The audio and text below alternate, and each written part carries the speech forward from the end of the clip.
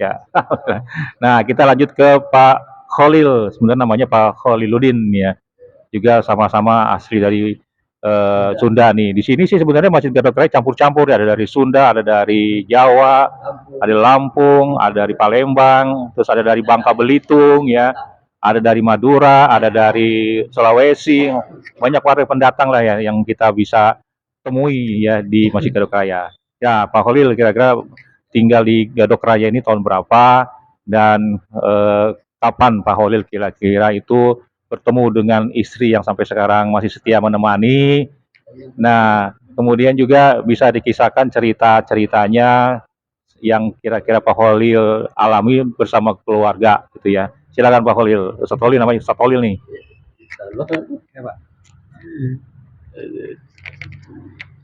Bismillahirrahmanirrahim. Assalamualaikum warahmatullahi wabarakatuh.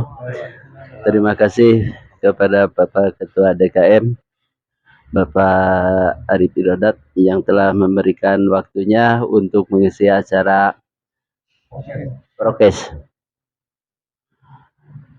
Kisah pengalaman saya awal dari kelahiran saya, tempat tinggal lahir saya di kampung atau Dusun Cimanggu, Desa Jalatrang, Kabupaten Ciamis. Saya orang Sunda, tahun 1996. 96. 66. 96 itu saya nikah, Pak. Maaf. 66 akhir bulan 11.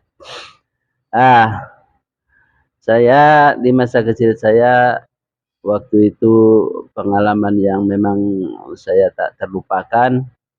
Satu, yaitu bimbingan agama untuk saya sendiri. Alhamdulillah sampai sekarang bisa saya amalkan, khusus dari orang tua dan lingkungan. Dan yang kedua, pengalaman kecil saya, terutama kisah yang paling berkesan untuk saya di bulan suci Ramadan, itu saya belum menginjak remaja, masih anak-anak, ukuran kelas 4 apa kelas 3. Itu kalau tiap hari, Pak, saya diajak biar saya ngebocor puasa saya sama UU ya. UU itu bapaknya nenek, bapak atau ibunya nenek. Nah, UU ya kalau di kampung, kalau Sunda itu UU, buyut gitu. Nah, suka diajakin itu rutin, Pak. Pokoknya tiap pulang sekolah SD, saya diajak. Sono yuk katanya. Itu membujuk saya biar mau ke sana, itu biar enggak tertarik atau biar enggak buka puasa, Pak. Nah, itu pulang dari sana nyampe ada nuhur kan. Kalau zaman dulu SD lagi bulan puasa mah cuma nyampe jam 10, Pak. Itunya dari kelas 1 nyampe kelas 6 juga nyampe jam 10. Jam belajarnya ya enggak nyampe jam 12. Makanya kekhawatiran orang tua mungkin takut bocor. Ya itu, saya suka diajakin ke kebun apa ke sawah gitu. Pulang dari sana bawa apa gitu. Udah namanya di kampung seperti itu. Masuklah sholat duhur. Nah, bawaannya lagi sahur itu kan pengennya tidur aja ya. Nah, selonjoran ngantuk. Udah diajak kan nggak mau. Namanya lagi bocah kan. Nggak disentil atau di apa ya. Digendong, Pak. Digendong dibawa ke masjid. Saya disimpan dulu. Dia wudhu. Nah, itu hal-hal seperti itu, Pak, yang membuat saya berkesan sampai istilahnya membekas sampai sekarang. Dan yang saya istilahnya didik, dijadikan pedoman untuk mendidik anak saya pun sekarang insya Allah dan alhamdulillah seperti itu, Pak, terhadap anak saya sendiri. Nah, itu pengalaman lagi kecil. Menginjak ke masa remaja, di situ saya udah nggak di daerah lagi. Kebetulan sama orang tua saya udah dipersilahkan untuk mondok sambil sekolah di daerah tersebut, masih di lingkungan Kabupaten Ciamis. Namanya di sana saya di Pondok Pesantren Al-Quran Cijantung, yang sesepuhnya Bapak Kiai Haji Muhammad Sirojudin. almarhum. Saya di situ sambil sekolah istilahnya sanawiyah ya Pak ya. Sanawiyah, saya sekolah di situ sambil ngaji mondok di situ. Lepas dari situ saya di situ kurang lebihnya 6 tahun. Masuk, kalau dulu kan ada perguruan tinggi setahap aliyah tuh, setelah aliyah itu apa namanya, SPG ya, ada SPG Al Islam, ada SPG negeri dulu itu tahun 84-an lah, setelah Galunggung meletus. Nah itu waktu itu. Nah saya mukim keluar dari pondok pesantren di situ, saya diamanahkan sama kakek, udah jangan kemana-mana, tolong amalkan ilmu di sini, bantu kakek di kampung lah. Saya isinya bantu. Namanya di kampung jenuh Pak, jenuh. Pengen satu saat misalkan hari-hari raya, Idul Fitri, Idul Adha, atau Agustusan misalkan kan, teman-teman datang dari perantauan dari Bandung kan, ngomong gini. Kalau namanya di kota ya, atau di Jakarta gitu. Orang biasanya di kampung kan ada rasa tertarik kan, gitu. pengen kan. Itu sampai saya bekal apa ya, kata saya, kalau saya misalkan merantau kan gitu, bekal apa yang kalau sekiranya saya merantau, dan akan apa saya kalau umpama merantau gitu. Akhirnya Pak, saya kursus menjahit, dapat 1,5 tahun di kursus menjahit, namanya apa itu, Gaya Remaja, nama sekolah itu, sekolah menjahit itu. Nah selesai itu saya baru hijrah ke Bandung, ikut saya di konveksi. Kurang lebihnya saya dapat 4 tahun apa 3 tahun lah kurang lebihnya. Suntuk juga Pak, namanya di konveksi kan gitu ya. Suntuk juga, aduh gak bebas. Jadi karyawan pikir saya, oh seperti ini, udah gak enak.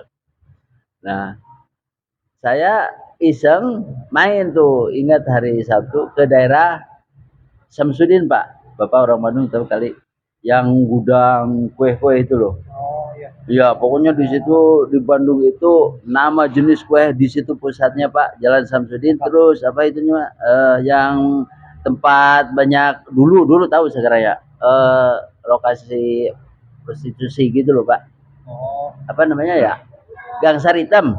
Nah, kenalannya Gang Saritem Pak, maaf ya. Emang itu tersohor di Bandung kan.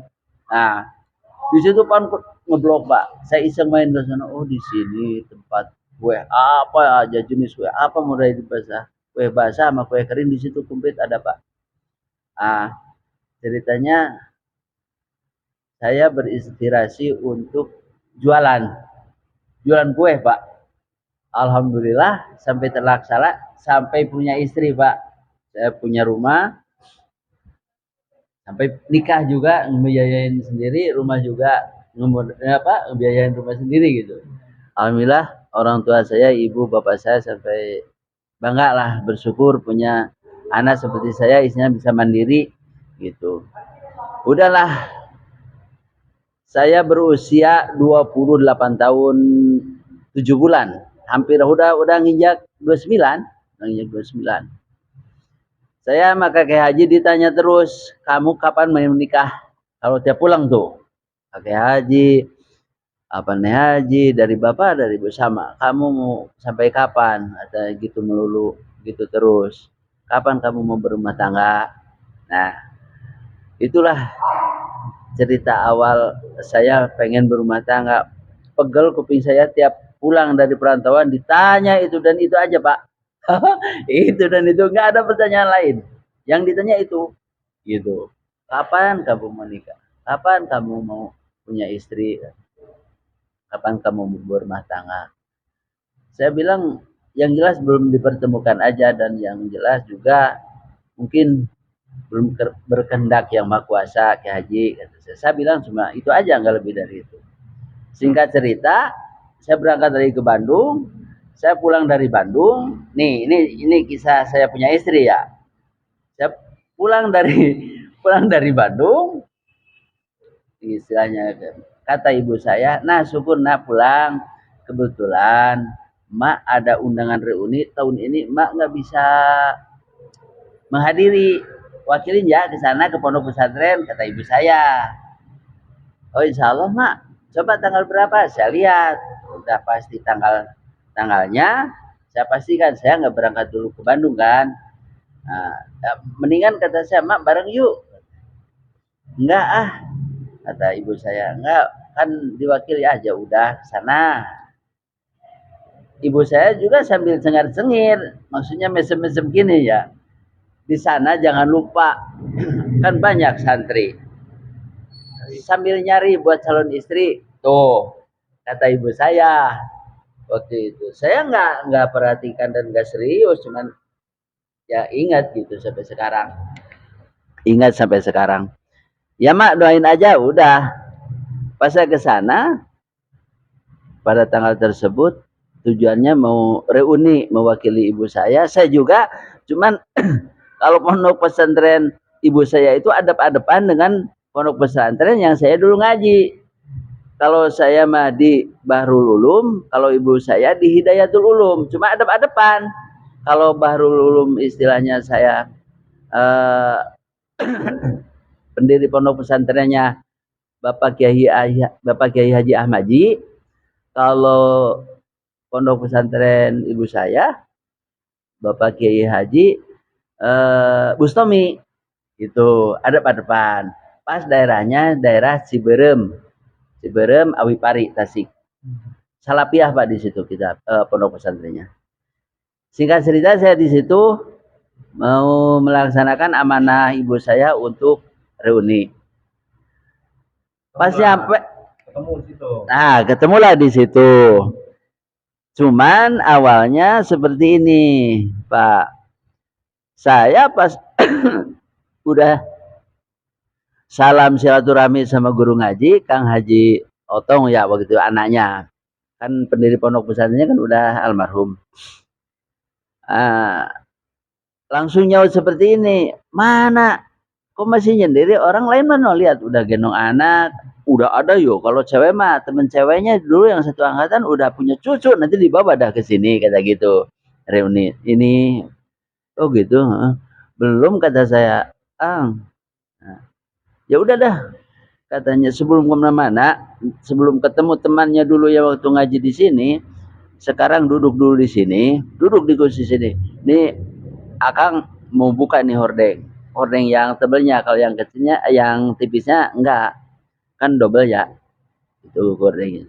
Nah yang tebelnya itu dibuka, ceng, lihat ke atas ke sono ke aula putri, pilih itu, masa sebanyak itu nggak ada yang terpilih.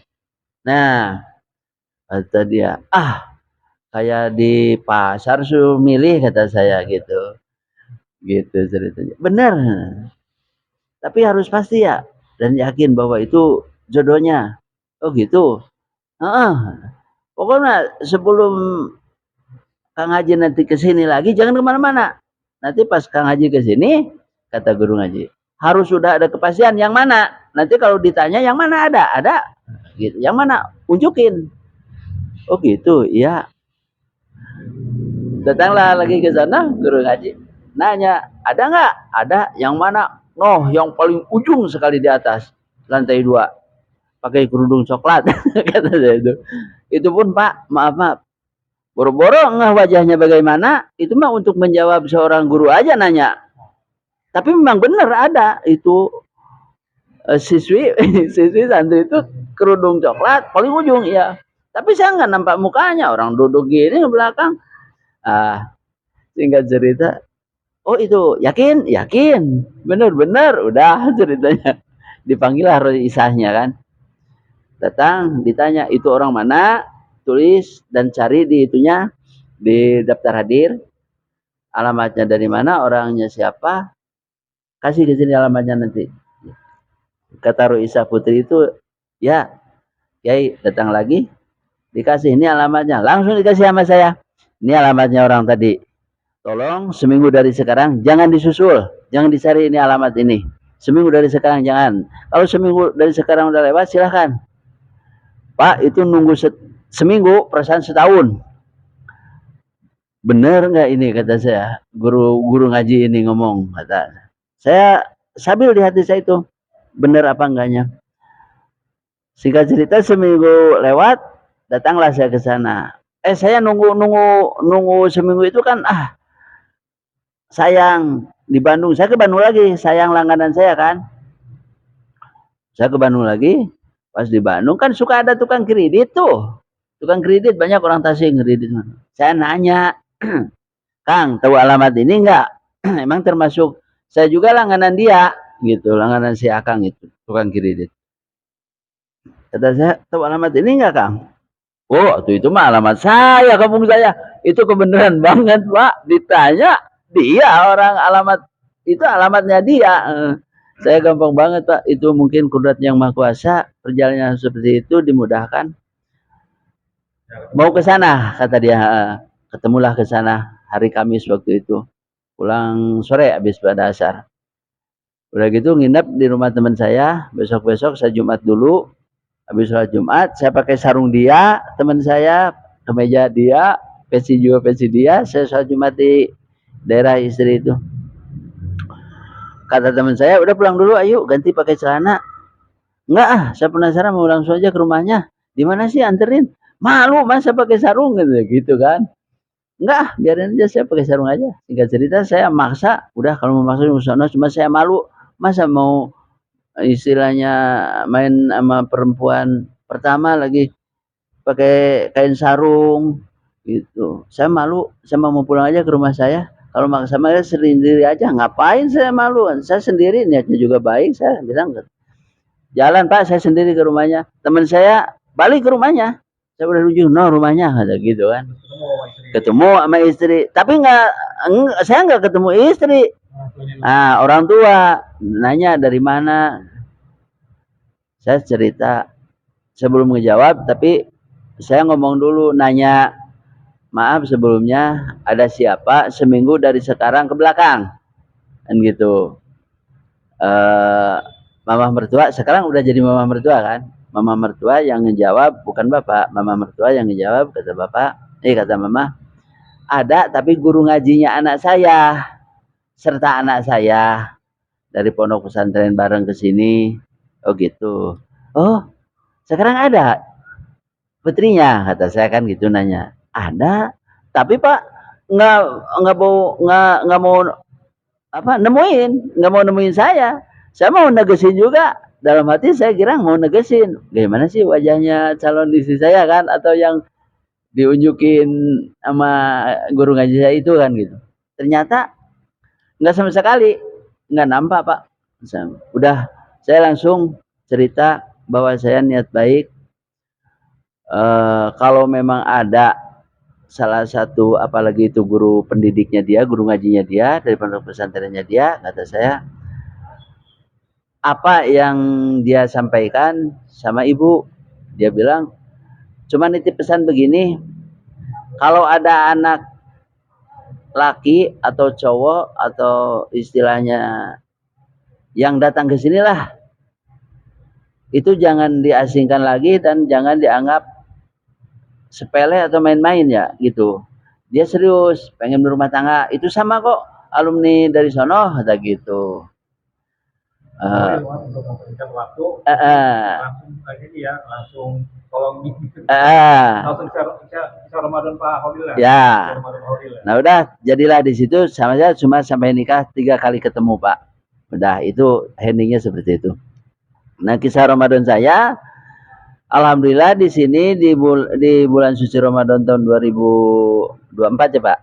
Sekarang di Masjid Gadog banyak peningkatan, istilahnya yang benar-benar, kalau menurut saya sih lebih barokah ya dari tahun-tahun yang lalu. Semenjak tahun itu saya kan tinggal di Gadog ini dari 2005 Pak. Hijrah dari Pondok Cibubur, Ober, pindah ke sini 2005, bertempat di belakang material itu perapatan. Sono 3 tahun, pindah ke tempatnya Pak Haji Sijo 2 tahun, depan dealer, pindah lagi ke sini Gang Mawar 3 tahun, pindah lagi ke tempatnya Bu Hani Ya paling lama di situ, kurang lebihnya 16 tahun di tempat pohon itu. 16 apa 17 tahun di situ. Yang saya perhatikan kemajuan keagamaan yang ada di Masjid Gadog Raya ini ya jauh lebih ramai, jauh lebih maju, jauh lebih makmur. Kalau dibanding waktu kepengurusan Bapak Haji Rahman dulu ya, kalau yang generasi saya itu dulu kan ketua DK-nya Pak Haji Rahman ya, Bapak mertua. Itu saya di situ udah terlibat, pendirinya sini Pak Haji Barjo memang menunjuk saya untuk yang disepuhkan memimpin jamaah gitu, terutama di waktu-waktu yang sholat 5 waktu itu loh Pak. Cuman waktu itu ya itu seperti itu, mungkin kisah waktu itu Pak RT juga tahu, Pak Haji juga tahu kan gitu. Ya kalau dibanding dengan sekarang, saya jujur aja jauh peringatan dan kegiatan program yang dilaksanakan juga di sini alhamdulillah banyak bermanfaat untuk halayak umat, utama para jamaah Masjid Gadog Raya ini. Itu yang saya alami Pak. Demikian. Assalamualaikum warahmatullahi wabarakatuh. Ya, untuk Pak Holil nih, kalau Pak Holil cerita bisa sampai kalau kita nggak itu ya maaf Pak Holil ya. Kalau misal kita nanti mungkin kita sendiri nanti dulu Pak Holil. Nah sekarang yang terakhir nih karena dia mengingat waktu juga untuk persiapan juga kita buka puasa di Masjid Gadog Raya. Sekarang ke Pak Gufron.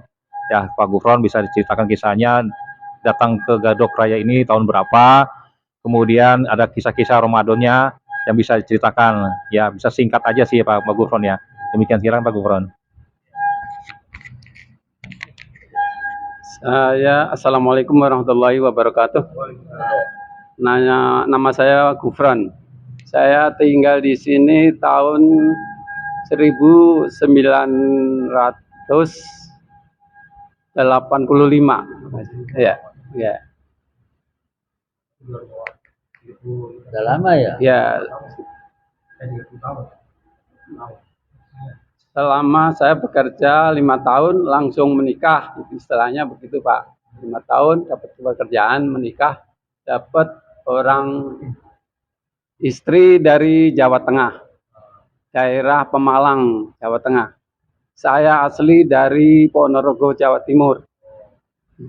Kelahiran Ponorogo, Jawa Timur 1961. Ya. Menikah perkiraan 28, umur 28 tahun. Saya dikaruniai anak 2, laki-laki dan perempuan. Sekarang yang pertama sudah menikah, tapi belum dikasih keturunan. Yang kedua perempuan sudah menikah, dapat itu Tri Sutrisno, itu menantu saya. Pengalaman Ramadannya, kita pengalaman Ramadan ya alhamdulillah. Biasanya terus terang saya jarang ke masjid, terus terang nih. Karena ada kegiatan dan kemudian waktunya tepat, ada yang itu istilahnya petugasnya ada, saya usahakan untuk berjamaah di masjid. Begitu aja. Kira-kira pengalaman Ramadannya di keluarga? Pengalaman Ramadan di keluarga?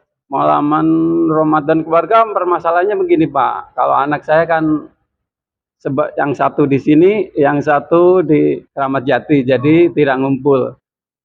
Sementara yang punya anak ini masih anak kecil, jadi di rumah aja gitu kegiatannya. Gitu. Makanan yang disukai di Ramadan? Ya makanan biasanya takjilnya itu biasanya kalau nggak kolak ya apa biji salak itu. Iya. Biji salak itu ya, biji salak itu dari ubi direbus, nah itu diparut, diguletin itu. Ya, disebutnya biji salak kalau di sini. Kita Ramadan waktu kecil. Ya? Kita Ramadan waktu kecil. Kalau masih kecil, emang terus terang teman saya macam-macam nih. Ada yang tukang minum, ada yang tukang main judi, ada. Semua komplit, teman saya itu komplit dulu. Itu. Ada yang kira-kira membuat pengaruh nggak? Ya sedikit ada, tapi saya tidak masuk ke situ gitu. Cuman sekedar tahu aja gitu. Terus di waktu waktu kecil dulu apakah ada dulu sempat mengalami remaja-remaja yang kira-kira membuat batal puasa gitu? Ya alhamdulillah kalau didikan dari orang tua sih masih tahu lah batas-batas buat batal puasa itu ada, maksudnya tahu gitu. Jadi nggak sampai membatalkan puasa gitu. Oh, itu sama istri dulu gimana sama istri ketemunya? Kalau ketemu sama istri, jadi saya kerja di daerah sini, tapi istri di Jakarta, daerah Kemayoran. Itu dikenalin sama kakak saya perempuan. Langsung nyantel. Ya itulah waktu dalam 3 tahun Pak. Saya janji 3 tahun kalau masih jodoh.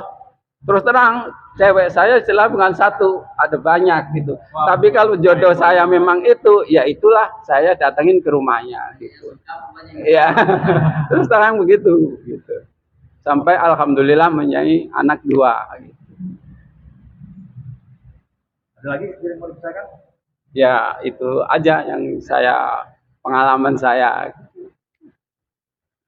Assalamualaikum warahmatullahi wabarakatuh. Ternyata Pak Gufron ini apa dibiarkan orang ini playboy juga ternyata. Sebelum nikah calonnya banyak juga, nah, pilihannya banyak nih. Waduh. Diam-diam kayaknya kalau di sini kita kalau lihat Pak Gufron diam-diam mengajutkan berarti ya. Diam-diam di ternyata waktu mudanya waduh. Kumis mungkin yang dulu perempuan-perempuan tertarik dengan kumisnya kali ya. Pak Koli juga ada menceritakan berpanjang lebar tuh untuk ketemu sama calon istrinya, dulu istrinya ya, mulai tadi ibaratnya itu ketemu yang tanpa settingan itu ya, udah tanpa settingan, ya itu udah mungkin udah petunjuk Allah di mana ketemunya gitu ya. Dan juga Pak Dadan juga sudah mengisahkan, Pak Haji juga sudah mengisahkan. Jadi untuk mengingat waktu juga kita sudah mempersiapkan takjil mungkin di rumah masing-masing juga di masjid juga akan ada buka puasa seperti biasa menggunakan takjil ya. Jadi mungkin mengingat waktu, kita akhiri sesi podcast pada sore hari ini bersama dengan narasumber kita ada Pak Haji Muhammad Edi, ada Pak Dadang Irawan, ada Pak Khodiluddin, ada Pak Gufron. Terima kasih semuanya. Terima kasih sudah menyaksikan podcast dari Masjid Gadok Raya. Wassalamualaikum warahmatullahi wabarakatuh.